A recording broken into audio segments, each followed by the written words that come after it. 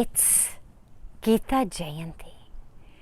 The birthday isn't really the right word. We say the birthday of the Bhagavad Gita, but rather it's the anniversary, the commemoration, the celebration of the day when Bhagwan Krishna spoke, sang this song of God to Arjuna on the battlefield of Kurukshetra. But it's not a moment where we just celebrate something that happened in history. The Bhagavad Gita is not just something that happened at a moment on a battlefield in a certain place in northern India. It is a living, breathing, present scripture of how to live. It is the song of God. And today, we need this song even more than it was needed on that battlefield in Kurukshetra. It's the teaching of how do we, each of us, individually, in whatever our walk of life might be, whatever our particular race or religion, culture, color, caste, creed, individual skills, abilities, individual karmic packages, how each of us is supposed to stand up. Fight that war means do your duty. Play your part. Play your role. Fulfill each of our individual dharma. It's this beautiful reminder of that. This beautiful reminder that it's not someone else's job, someone else's responsibility, someone else's duty. But every one of us has a very precious and essential individual dharma and duty. And it's not separate from spirituality. It's not, oh, I have my spiritual practice over here, and then I have what I do over here. Lord Krishna made it so clear when he reminded Arjuna, remember me and fight the war. Remember me and fight the war. Means think of me. Be engaged in spirituality. Be drenched in spirituality. And fight the war. Do your duty. Fulfill your dharma.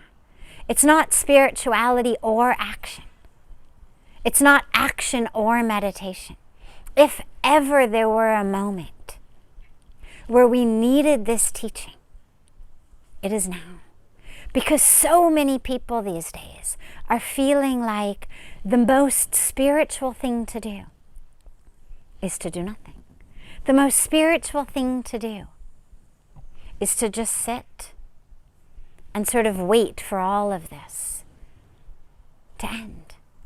The most spiritual thing to do is to just find peace in the midst of that which is happening in the world. And Lord Krishna made it so clear. Oh no.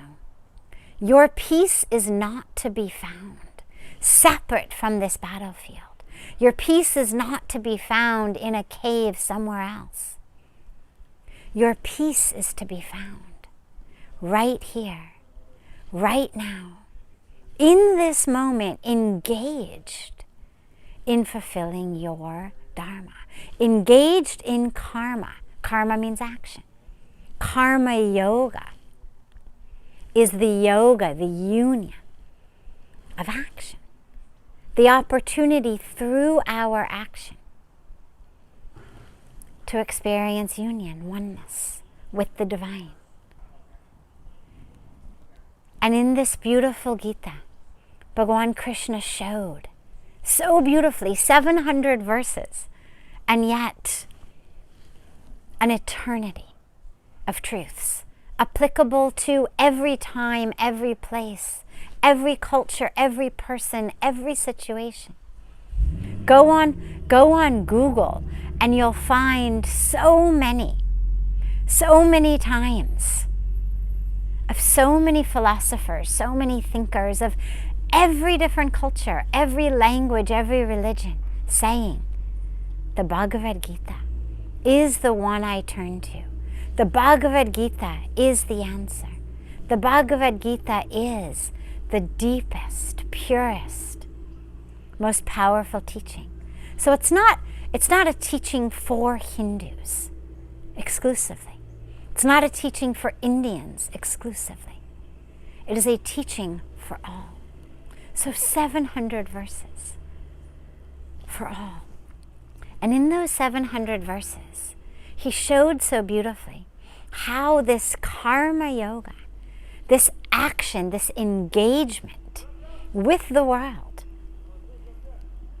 weaves together so beautifully with bhakti yoga, the path of devotion, of love, jnana yoga, the path of wisdom, of knowledge.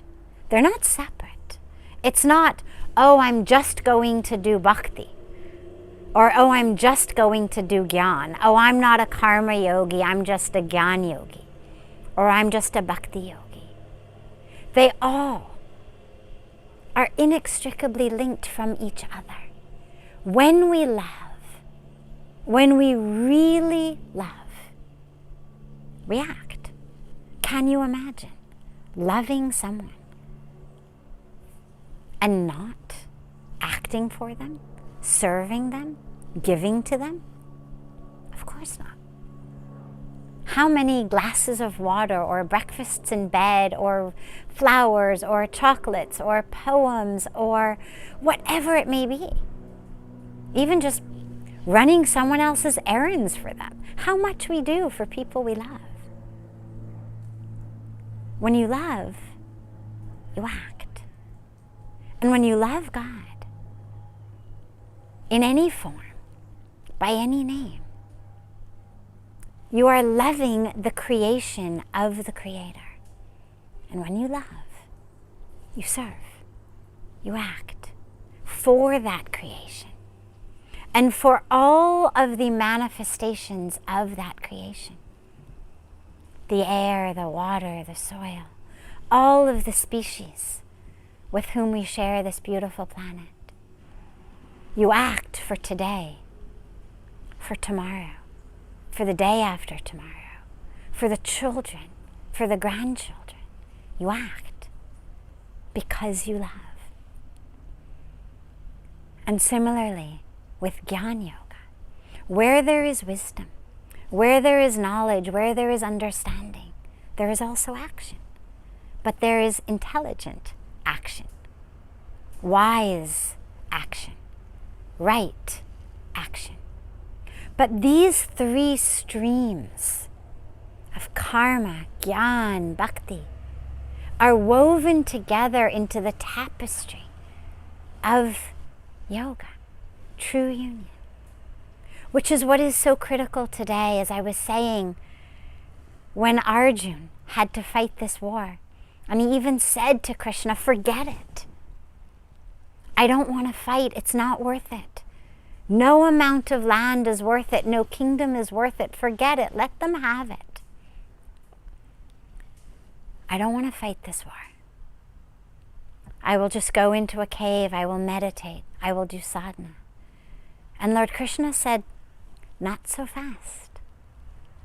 Your dharma is right here. Your peace, your moksha, means your ultimate freedom, your liberation, your enlightenment. It is here. Right here in this action. In the fulfillment of your duty, of your dharma. Not separate from it. And so, my sisters, my brothers, my family, my friends, all of us, at this time, we must act with love, with wisdom, with clarity, with understanding, but act we must.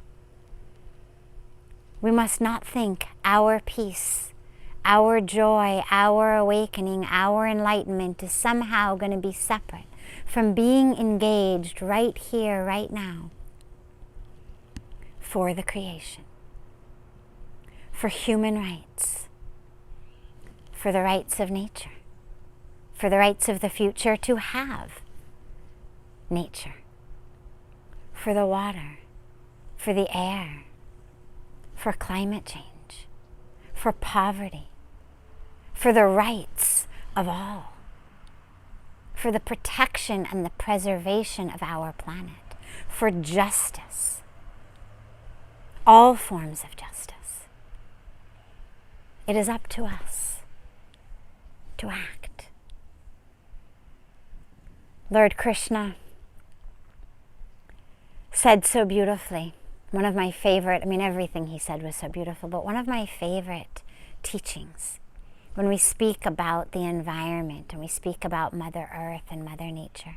There's a beautiful mantra in the Gita that says, Patram pushpam phalam toyam yo me bhaktya prayachate tadaham bhaktyupratam ashnami prayatatmanaha.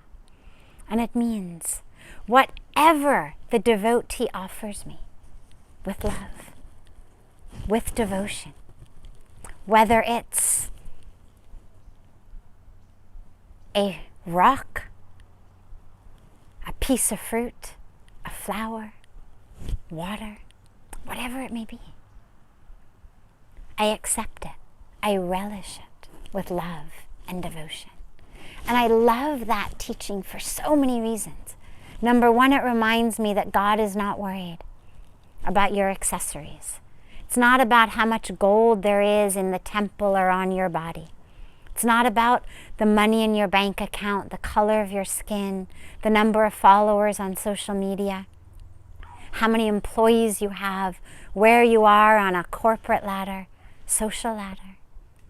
It's only about the love and devotion with which you pray to God.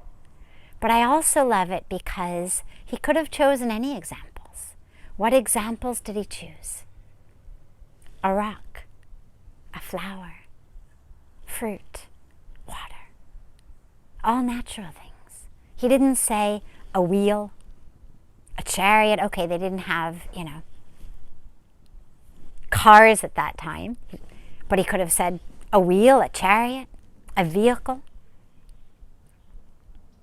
Could have said anything. Could have said gold. But he didn't. He said only nature, rock, fruit, flower, water. It means the most precious things to God, to the Creator, are here in the creation, which means if you love God, again, by any name, any form, it doesn't matter, you'll protect, you'll preserve this sacred creation, and we'll offer it with our love to the divine. So on this beautiful day of Gita Jayanti, which is also Christmas, by the way, such a beautiful serendipity and synchronicity, on this beautiful day when we wonder what to offer, whether we're wondering what to offer Lord Krishna on Gita Jayanti, or what to offer our loved ones on Christmas Day. Offer them your love. Offer them your wisdom. Offer them your action. Bhakti, Gyan, Karma. Offer that, and offer that whatever you can do to protect and preserve the planet, the people, the species, the nature, all of it, that is what you are going to stand up and do. And whether it's on a micro level or a macro level, on a local level or on a global level, on a ground level or a grand level. They're all connected. It's all one. Life is one. Earth is one. We are one.